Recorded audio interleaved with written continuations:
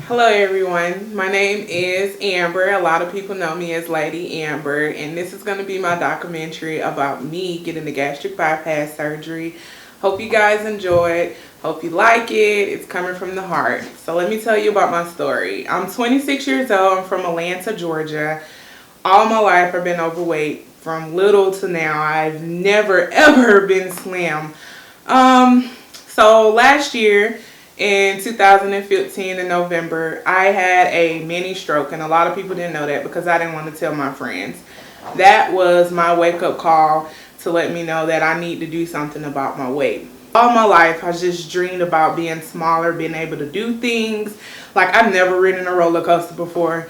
Can't remember the last time I went to a mall and was able to buy clothes. I had to go online to buy clothes. I just never really enjoyed my life, like my teenage years, my young 20s. I never enjoyed it. I always been in the house, sheltered, and I'm just ready to live life. I have a bucket list of things that I want to do, and I just can't wait. All right, so I am the oldest on both sides. I have a brother on my mom's side, and I have a brother and a sister on my father's side.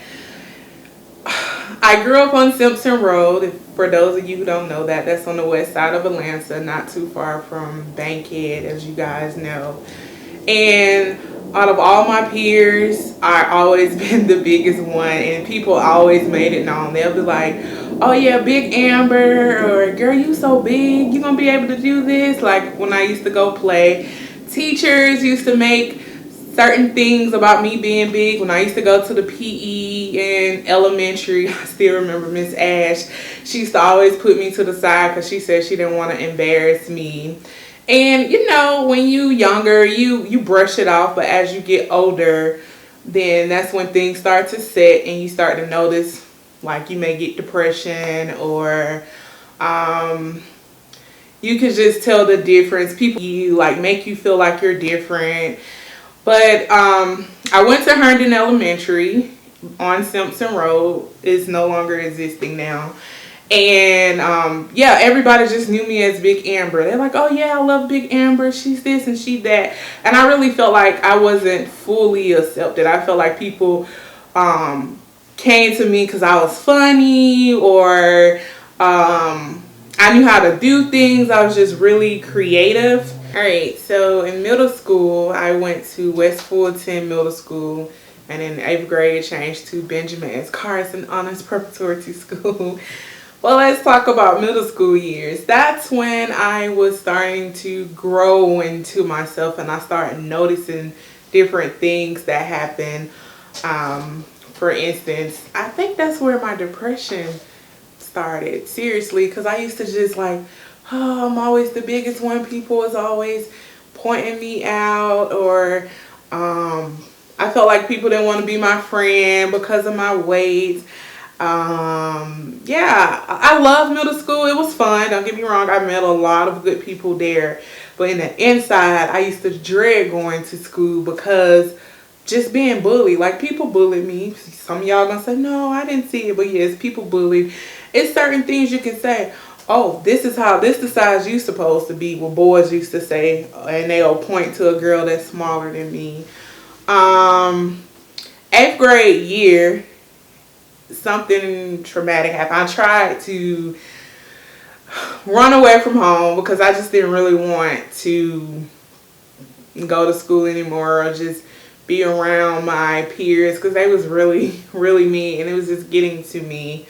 And let's fast forward to high school. I went to Frederick Douglass High School. Most people call it Douglass. Reality set in then. I was around all type of body shapes. Small, big, large, medium, thick, Amazon, you name it, it was there. And, that's when boys start to look at you, and you start to like boys, and you find yourself, if you're gay or you're straight. All of that takes place in high school. In high school, that's when it really hit, because I couldn't do things I wanted to do due to my weight. Like, I wanted to be a cheerleader. I wanted to be on the auxiliary team. Yeah, I just wanted to be in a lot of things, but I let my weight hold me back, and my health as well. Like, my health was horrible in high school. It got worse after high school, but it was super horrible. At the time I did not know, but I had PCOS in high school. For those of you who don't know what that is, PCOS is where you are constantly on your menstrual. Some people can be on for months, some can be on for several months, and it's the most nastiest feeling ever because you're on for months and you can't really do the things that you like to do. So I was suffering with that in high school. Doctors always used to say, oh, because you're obese, because you're big, it's gonna get better. And like, no, I was concerned. You know, my mom, she had ovarian cancer, so I was like, hey, do I have fibroids? Do I have tumors? Yeah, so I dealt with PCOS in high school, high blood pressure at the time. I didn't know I had high blood pressure. I did not find that out until I was 20. What else I had? I had depression. I didn't really know I had depression like that, but as I got older and when I look back, I'm like, yeah, I was going through a lot. And my mom, like all my entire life, my mom, I love her to death. She was sick. She was sick. Like in 1998, she had cancer. She went into readmission within like 1999, but she was just always sick, and she was an older woman, so that played a role. When I was 16, I got my first job at Six Flags over Georgia.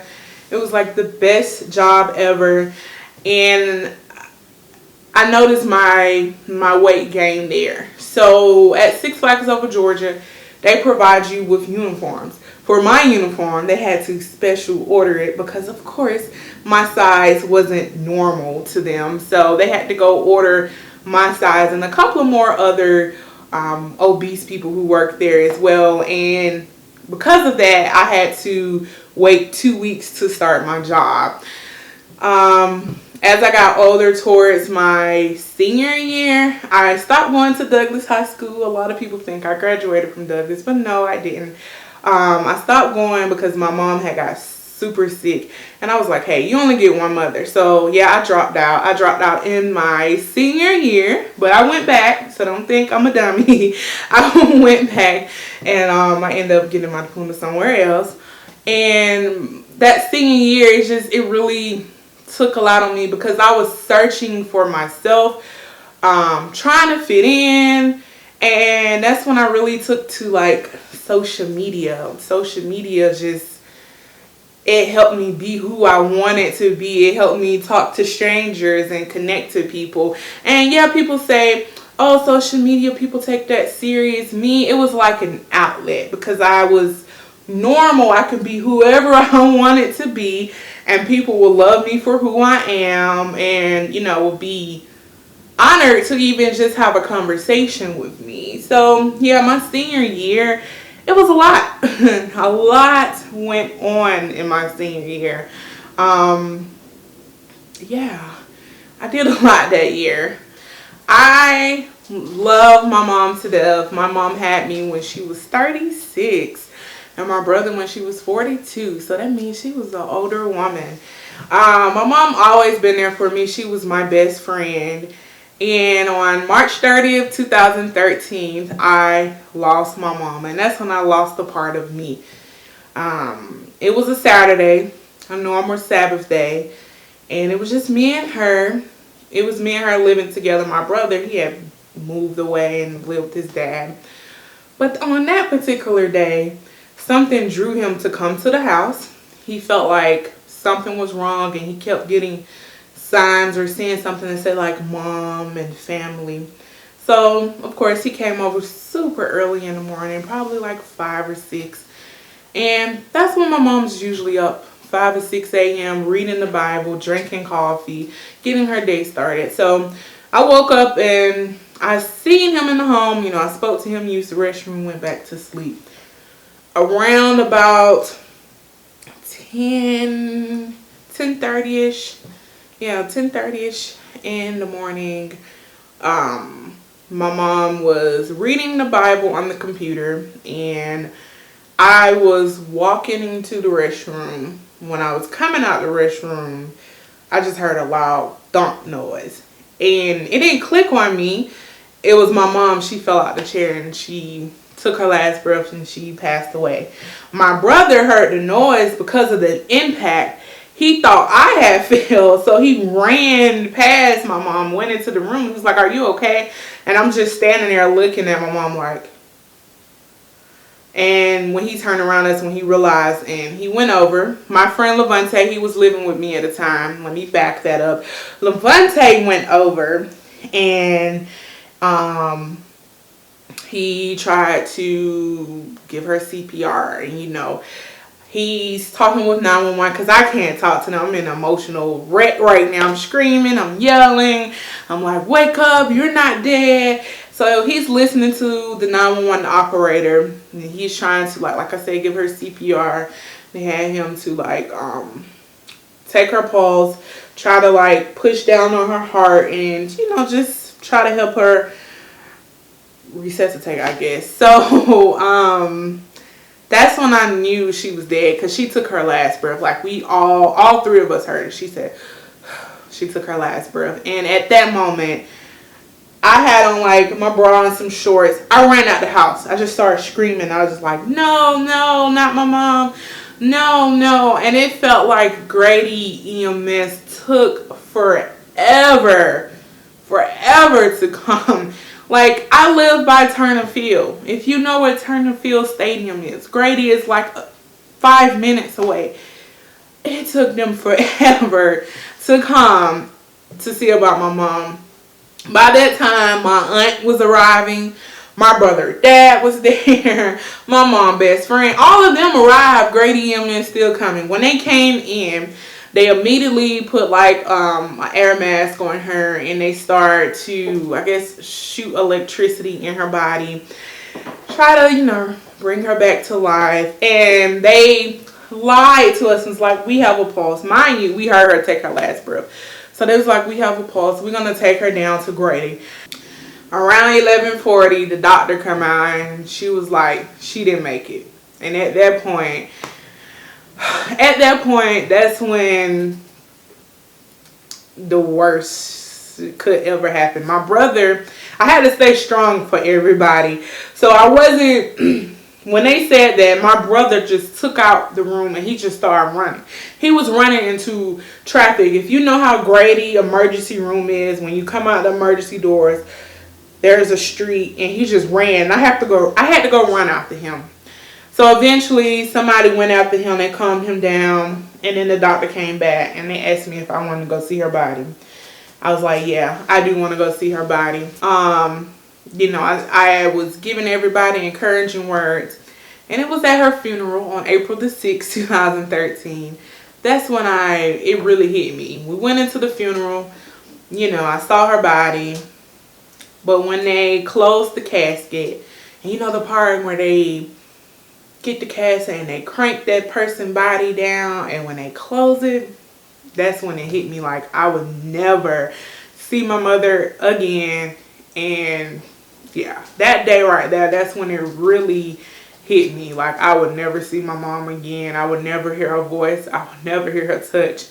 And at that day, that's when I realized I changed as a person. And things just, from that point, it got worse. Like, I didn't care about anything. I closed myself off. I stopped hanging with my friends. I stopped texting them. I didn't want to be around anybody. Like, my mother was my best friend, and for her to just up and leave me like that, like I wasn't ready. Like, I knew my mom was sick, but it caught us all from off guard. She had a heart attack. Never had signs of anything wrong with her heart. Never had any heart complications. I mean, yeah, she was overweight, but nothing in the sign of her heart. I always thought she would probably die from like something else, but not from a heart attack. So it definitely caught us off guard. But yeah, my mother's death, it took a toll on me. I own a hair company. So, you know, money was good. Everything was flowing in. I dealt with my grief by splurging. I had money and I blew it fast. I didn't care. Wherever I wanted to go, I did it. Wherever I wanted to buy it, I bought it. When my mom died, I couldn't stay at that apartment. We lived together. I couldn't stay there. So for 6 months, I was staying at the W Hotel. And for those of you who know, the W Hotel is like $300 or $400 a night. So I'm spending a week almost $2,000 or $3,000 just to stay at a hotel when I have a home. Going on cruises back to back, just splurging, buying anything, stupid stuff, where I look back and I'm like, where's that money? And that's how I grieve. And then after that, I just, like I said, I sheltered myself away from people. I didn't want to be bothered. And my depression just got worse. You know, I tried to commit suicide. I always just was wishing something bad would happen to me. When I got into a car accident that December, I was praying to please just let me die, because I don't want to be here. I would rather be with my mom. Like, I will pray for bad things to happen to me. But you get what I'm saying. So it was just so much I could take, to where I sheltered myself. I coped with food. Food was my best friend. I saw it, I bought it. It wasn't nothing for me to go to McDonald's, order 2 Big Macs, supersize my fries, get a large sweet tea like ice, get a caramel frappe with extra caramel sauce. Like, food was my best friend. When I ate food, I felt calm. I felt relaxed. It's just food, like food. Every time I felt sad, I'll go get a milkshake or ice cream. Go order seafood, or just order out a lot. Like, I took to food, and as I took to food, I started to get bigger and bigger and bigger, and I was in and out of the hospital back to back to back to back. If it's for my high blood pressure, I'm feeling dizzy, I'm feeling weak, just back to back, just going to the hospital. And it was just so horrible. I was just going back to the hospital. It got to the point where I felt like my friends, I don't know, but I felt like that was becoming a problem to them. Like, they were starting to get scared and feel like they was going to lose me, because I was in and out of the hospital a lot. Like I told you, I wanted to die, so I was doing everything in my willpower to try to die. If it took me to eat a lot of food, till I choke and die, hey, then so be it. Me being sick, me not taking my medicine, my blood pressure medicine, things like that, just in and out. Like, every week I'm in hospital. Oh, my iron low. I have to get a blood transfusion. Like, I was back and forth to the hospital. Like I said earlier, last year in November, when I had that stroke, like, it almost happened. Remember, I said I wanted to die. It almost happened. But when I had that mini stroke, when I was able to survive it, that's when I was able to just sit down and talk to myself and like, Amber, that was a scare. The Creator don't want you to leave this world right now. He wants you to inspire people and go live your life, because you never really lived your life. So many things I wish I can do, but I didn't do because of my weight. Like, I want to go bungee jumping or go on a hot air balloon. So, I came home, and I have a walk-in closet. I went into my walk-in closet, and I just broke down in tears. And I cried, and cried for like an hour. I always write letters to the Creator, so I wrote a long letter saying that I want to change my life. So, fast forward to January, that's when I started the gastric bypass journey. I went to Peachtree Bariatric, which is Dr. Titus Duncan. A lot of people know who he is. Office was okay. Things was going great. I just didn't like how the office responded back to people. So eventually I transferred to a different surgeon, and that's who I'm with now. So around November, early November, because today is November the 22nd, I believe. Around early November is when I completed all my clearances. As you guys will see on this documentary, they submitted my information to Humana, and 2 days later, I got a call from my surgeon's office telling me that I got approved. Yay! It was like the best news ever. And I was just crying tears of happiness and sadness. And I know you're like, why sadness? Sadness because my mom wasn't here to experience what's about to happen. My life changed. I'm about to get this new body and everything. You know, I wish it could be here. But yeah, they called me and they told me that I was approved. The best news ever. It took forever to get to this point. So many letdowns, so many missed appointments, late appointments. Like, appointment may start at 3:30. I didn't leave to 6. Hungry, thirsty, but I'm like, it's for a good cause. So yeah, I am booked for the gastric bypass surgery December 14th, 2016. And I'm super happy. I'm about to cry because this is like the best thing that has happened to me since my mother's death. And I'm so happy to be able to get my life back and be able to do the things that I always wanted to do. I thank you guys for everybody out there, family, friends, people who I've never met before. I thank you guys for always being in my corner, being supportive, praying for me, and just knowing that I will get to this point. Not only am I doing this surgery for me, I'm doing it for you because you guys never gave up hope on me. And I can't wait for you guys to follow my amazing journey, and I'm not going to let you down. I need all the support, all the prayers, because this is not the easy way out.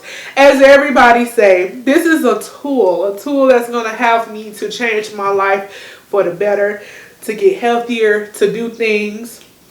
This is for you, Mom. This is for my brother Jarius. I definitely want to give him a shout out. My brother Jarius definitely has been there for me thick and thin. I wouldn't say he was my caretaker, but he did so much for me. A person probably wouldn't do, like most brothers wouldn't do for their sisters. He have helped me out so much. And Jarius, this is definitely for you too. Mom, I love you too. I forgot to mention that I love you so much and I miss you and I think about you all the time. Jarius, you know I love you. I tell you this every day. To all the people who always reached out to me, thank you. I just want to send a big thank you to all of you. I love you. I hope you enjoy this documentary. It comes from the heart. It's sincere. And for anybody out there who's thinking about weight loss surgery, don't let people talk you out of it saying it's the easy way out, because it's not easy. And I haven't gotten it yet, but I know it's not easy. Just looking at my weight loss community, I'm in a lot of support groups and on Instagram, and I see the things they go through. It's not the easy way out. Don't let people talk you out of it, okay? Do it. If you want to get weight loss surgery, do it. Don't do it for them. Do it for you. If you want to live longer, do it. I hope my story would inspire somebody out there who's been through some of the things I've been through, or probably worse. Just keep faith, pray, and love yourself. That's what I had to do. I stopped loving myself for a long time, and it took a minute for me to finally just fall back in love with myself. So yeah, I hope you enjoyed this documentary, and I can't wait for you guys to follow me. And hopefully this time next year I will be smaller and I have this voluptuous, beautiful body, and you guys are gonna be like, yes honey, Amber did it, I can do it too. All right, I love you guys, and remember, you can follow me on Instagram at Amber Bypass, Facebook Lady Amber, Twitter Lady Amber.